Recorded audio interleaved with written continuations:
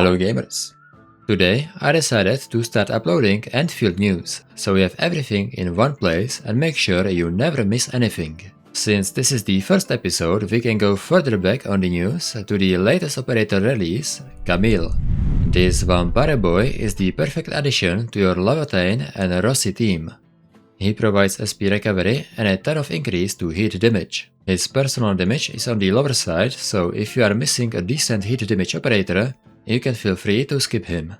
But if you are pulling for Camille and don't want to spend too much currency, I would recommend skipping his signature and using the Battle Pass weapon instead. Whoa.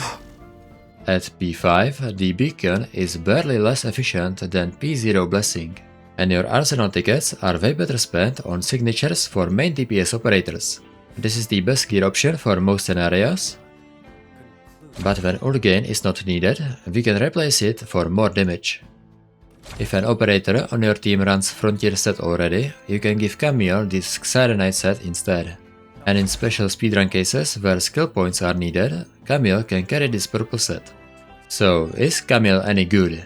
Well, unless you are a whale, Camille's performance in Umbral Monument and Contingency Contract won't blow your socks off. But where he truly shines are RE Crisis boss fights. In Rossi's team, the higher damage per rotation makes it easier to one-shot. I can do a quick no food buff run in the same teams, but with Akekuri vs Camille for direct comparison.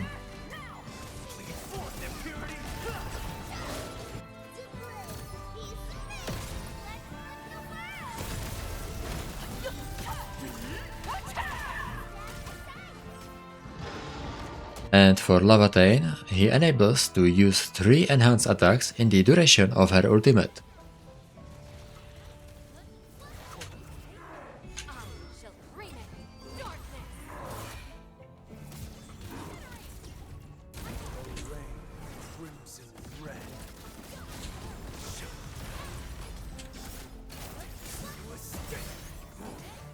I forgot to ult ult.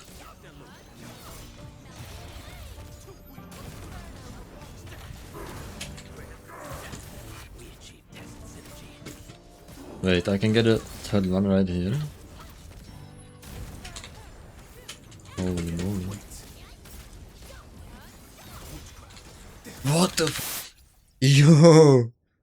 I can do three enhanced attacks in my ultimate, and I can get out of it with full heat flame stack and a link buff, so I can get right into just more damage.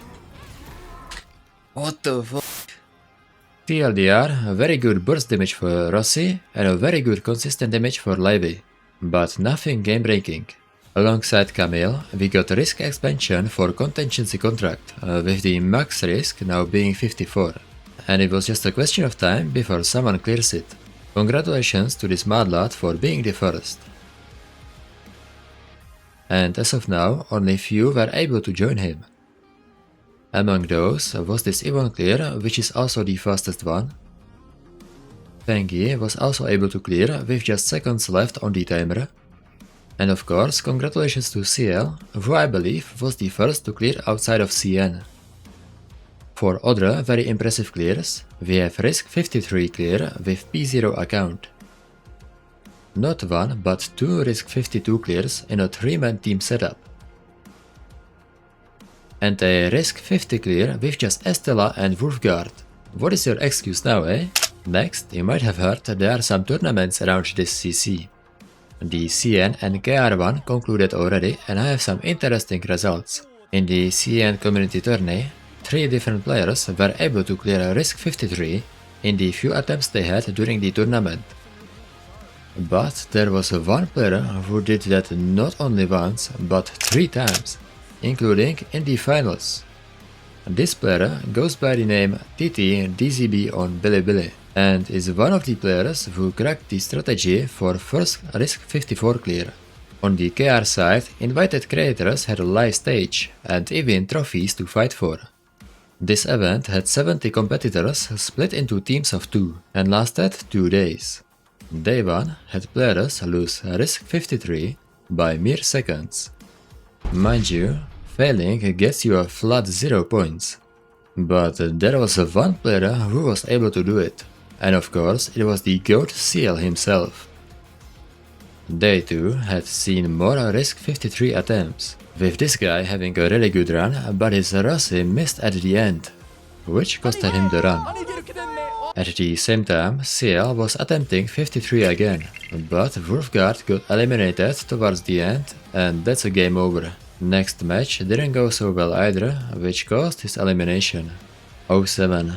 But he gets another chance in the global tournament that's starting today. More on that later. Back in the competition, another 53 attempt timed out at the very end, while everyone else tries to play it safer with risk 52, but even that is not guaranteed.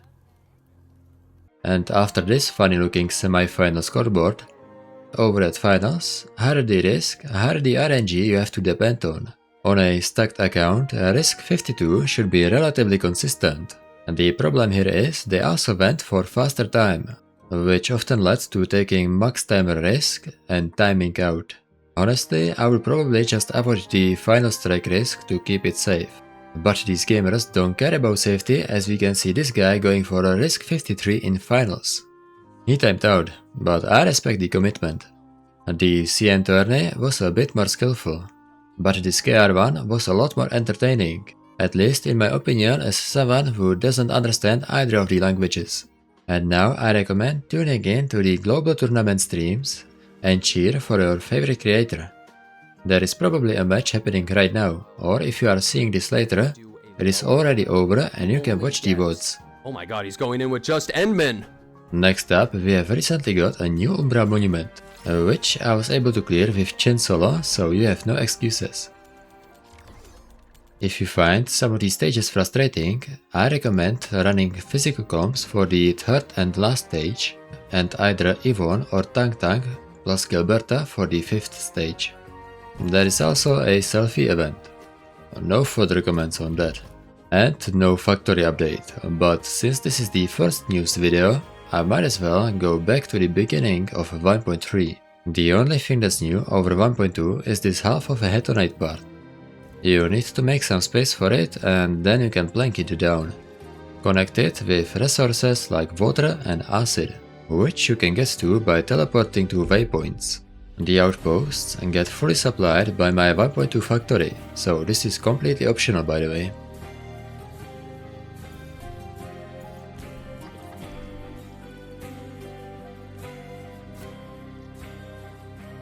You can connect the acid out via a converger to the existing fluid supply unit. And then place 2 new pumps into a manifold to bring the acid in. I will be making a full factory video once we get a bigger update, but for now there is no need for it. Next news video will come out after 1.4 livestream, which you can watch live on July 10th on the official Endfield channel, so no IGN BS this time. Don't forget to fill in the in-game survey as well, if you still haven't. And I would be grateful if you could ask for release event times to be the same across Asia and NA/EU. That is all the news today. Hope you have a good day and I'll see you next time.